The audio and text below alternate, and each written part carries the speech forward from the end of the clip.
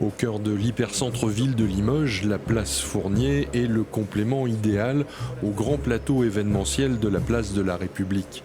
Un soin particulier a été apporté à la gestion de l'eau pour l'arrosage et l'agrément. Aujourd'hui, tous les projets de réaménagement de voies, la première chose que l'on cherche, c'est de voir pour remettre du vert en ville, puisqu'on sait qu'aujourd'hui, par rapport au réchauffement climatique, la meilleure façon de refroidir l'air, c'est de créer de l'ombre. De l'ombre avec des arbres et de la végétation.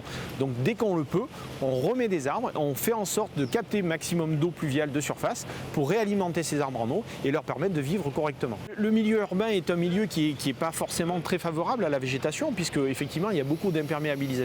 L'idée, c'est de récupérer cette eau.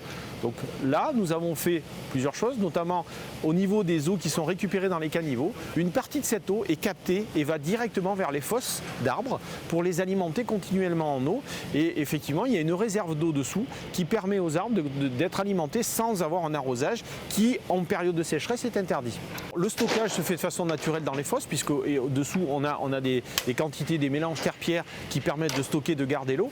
Et la collecte se fait par les caniveaux, avec des caniveaux en granit qui ont des fentes de récupération d'eau, et cette eau est cheminée par des tuyaux directement vers les fosses. Avant, on avait un mail piéton, effectivement un mail d'arbres qui était juste positionné le long de la place de la République. Alors c'était des arbres qui effectivement avaient de l'âge, donc qui produisaient effectivement une ombre, mais aujourd'hui quand on calcule la totalité de l'espace, on a bien plus d'arbres qu'avant.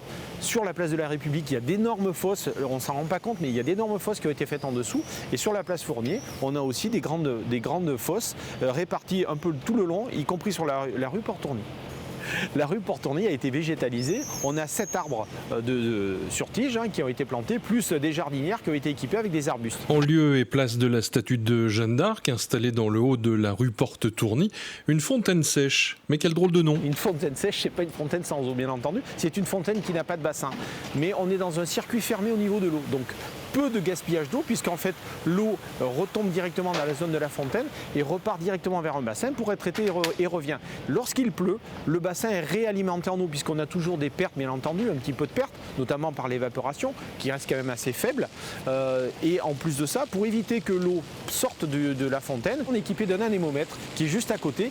Dès qu'il y a trop de vent, les jets baissent en intensité, voire s'arrêtent complètement pour éviter que l'eau sorte de la zone de bassin.